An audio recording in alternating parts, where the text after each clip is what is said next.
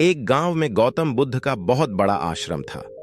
वहां पर एक प्रसिद्ध बौद्ध गुरु रहते थे। वहां पर उनका एक शिष्य बहुत बोलता था। वह हर समय इधर उधर की बातें करता था। जब वह दान लेने के लिए जाता तो हर घर से एक नई कहानी लेकर आता और आश्रम के दूसरे शिष्यों को सुनाता था। एक शिष्य की दूसरे से बुराई करता, चुगली करता और दूसरों के सामने अच्छा बनने का प्रयास करता। खुद के मुंह से ही खुद की तारीफ करता रहता और हमेशा ही खुद को गुरु के सामने सबसे बुद्धिमान और उत्तम साबित करने का प्रयास करता। वह खुद को सभी शिष्यों से अलग और श्रेष्ठ मानता था। उसका कहना था कि मैं एक अमीर घर का बालक हूं। अगर मैं चाहता तो एक आरामदायक और सुविधाओं से भरा जीवन जी सकता था, लेकिन मैं वह सब छोड़कर यहां आ गया क्योंकि मुझे सत्य की खोज करनी है, खुद को जानना है, जीवन को जानना है। इसीलिए मेरा त्याग तुम सबसे बड़ा है। एक दिन गुरु ने आश्रम के सभी शिष्यों को बुलाकर कहा, आप सभी को अगले 1 महीने के लिए कोई ना कोई संकल्प लेना है।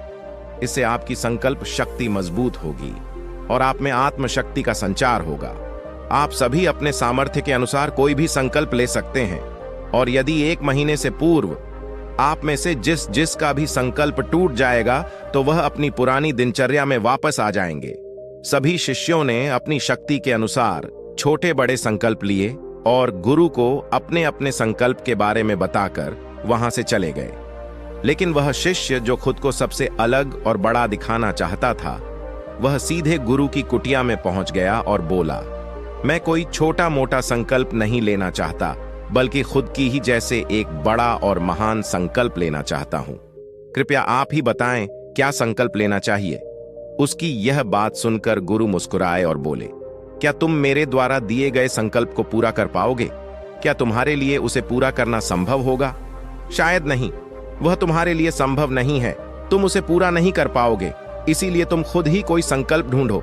शिष्य ने कहा, नहीं गुरुदेव, आप जो भी संकल्प मुझे देंगे मैं जरूर उसे पूरा करूंगा। गुरु ने कहा, ठीक है, तो तुम अगले 1 महीने तक चुप रहोगे, मुंह से एक शब्द भी नहीं निकालोगे, यही तुम्हारा संकल्प है।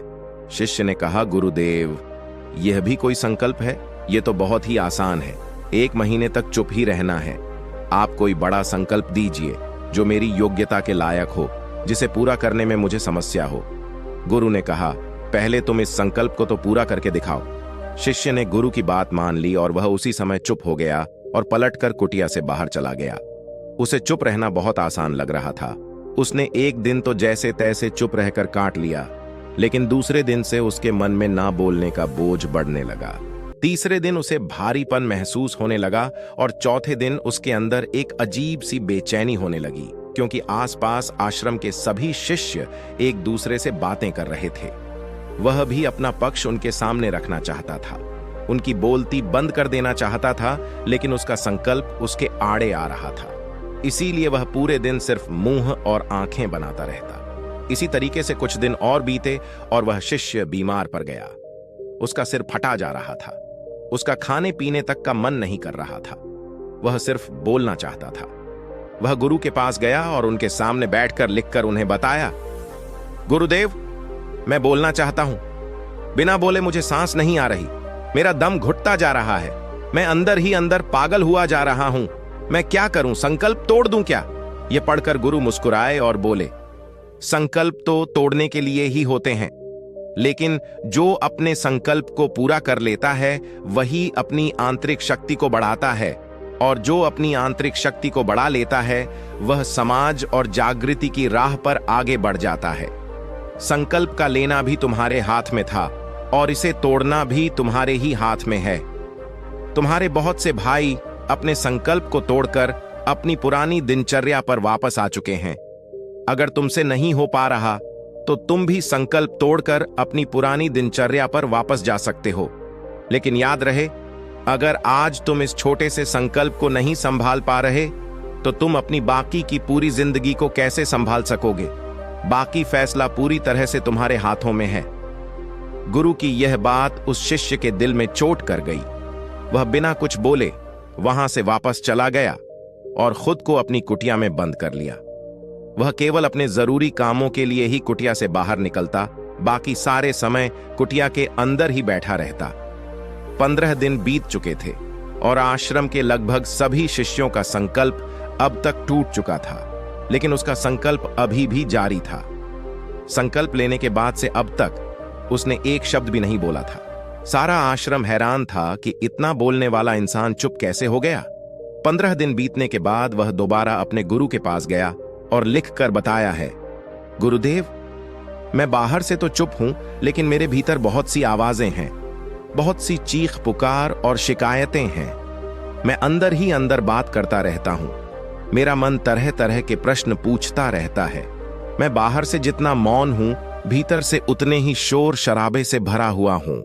क्या इस तरह से मेरा संकल्प अभी भी जारी है? गुरु ने कहा, हां, तुम्हारा संकल्प अभी भी जारी है, लेकिन जब तक लोगों की यह आवाजें तुम्हारे कानों में पड़ती रहेंगी, तुम्हारा मन बोलता रहेगा, क्योंकि इसे तो आदत है बोलने की। तुम भले ही बाहर से चुप रहो, लेकिन तुम अंदर ही अंदर बोलते रहोगे। तुम्हें इन बातों से, इन आवाजों से दूर जाना पड़ेगा। शिष्य गुरु को प्रणाम कर वहां से चला जाता है और सुबह होते ही अपनी कुटिया छोड़कर जंगल की तरफ चला जाता है। कई दिन बीत जाते हैं। संकल्प का समय भी पूरा हो जाता है, लेकिन शिष्य लौटकर नहीं आया। आश्रम में सभी को डर था कि कहीं जंगली जानवर ने उसे खा ना लिया हो। इस बीच उसे ढूंढने की बहुत कोशिश की गई, लेकिन वह कहीं नहीं मिला।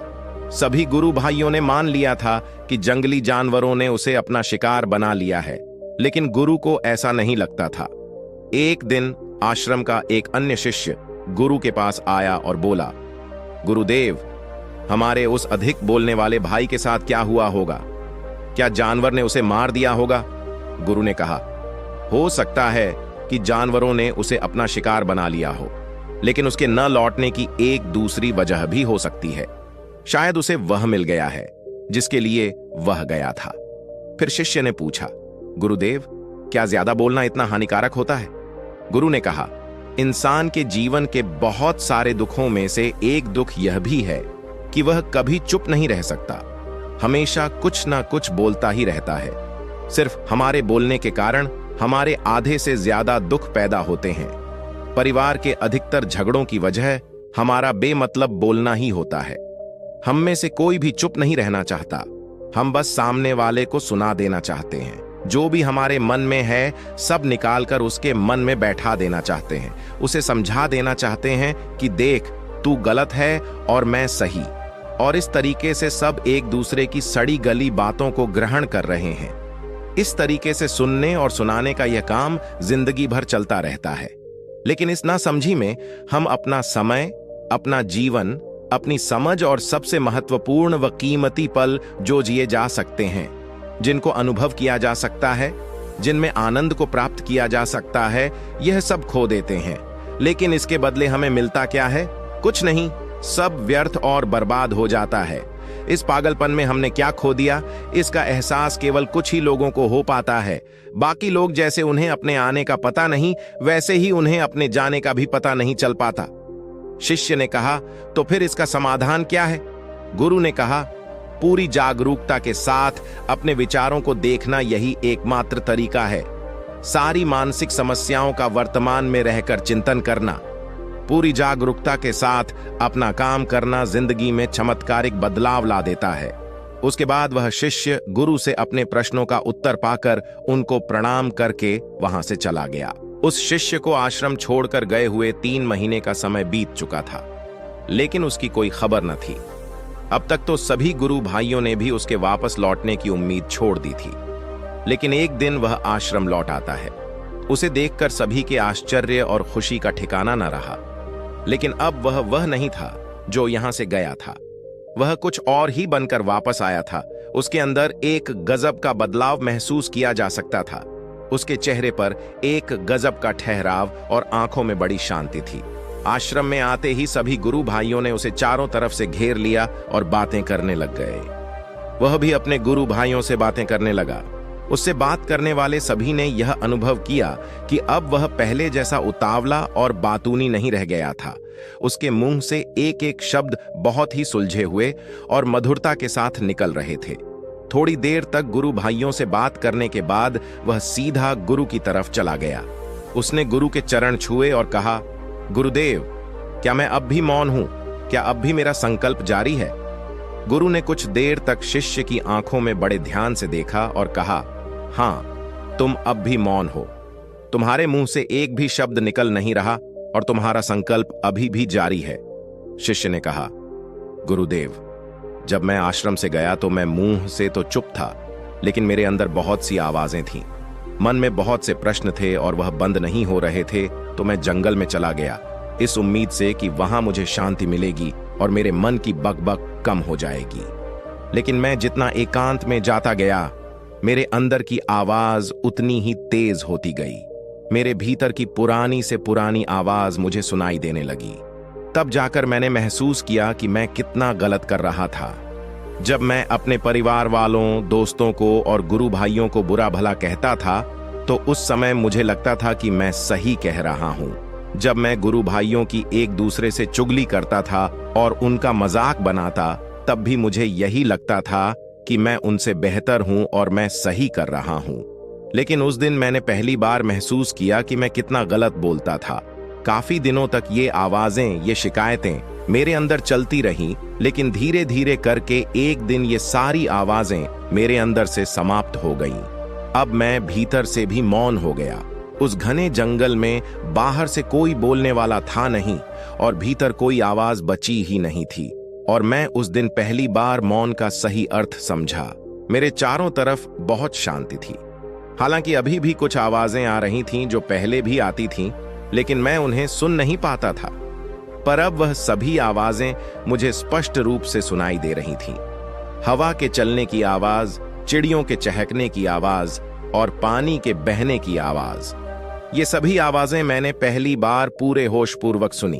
अपने चारों तरफ इतनी शांति मैंने पहले कभी महसूस नहीं की थी। तो इस शांति को भंग करने के लिए मैंने पहली बार अपने मुंह से कोई शब्द निकाला। मैं चिल्लाया, हे ईश्वर, ये कैसी शांति है? सभी कुछ इतना शांत क्यों है? ऐसा क्या हो गया? लेकिन मेरे चिल्लाने के बाद भी शांति भंग नहीं हुई। सब कुछ पहले जितना ही शांत था, बाहर भी और भीतर भी। हे गुरुदेव, मैंने अपने गुरु भाइयों से बात की, मैंने आपसे बात की। मैं बोल रहा हूं, मैं चल रहा हूं, मैं सब कुछ देख रहा हूं, लेकिन मैं अपने भीतर एकदम एकांत में हूं, मौन में हूं। भीड़ में होता हूं तब भी भीतर से अकेला एकांत में होता हूं। जब मैं खुद में भी शोर करना चाहता हूं तब भी एकांत में ही होता हूं। अब सब दिखाई पड़ने लगा है, सब सुनाई पड़ने लगा है। गुरु ने कहा, जब तक हम बाहर की तरफ बोलते रहेंगे, भीतर अशांति ही रहेगी। लेकिन जिस दिन हम भीतर की तरफ मुड़ जाएंगे, तब हमारे मुंह से कुछ भी निकलेगा, हम शांत ही रहेंगे। दुनिया में जितनी भी बुराइयां हैं, ज्यादातर हमारे बोलने से ही उत्पन्न होती है, क्योंकि हम चुप रहना नहीं चाहते।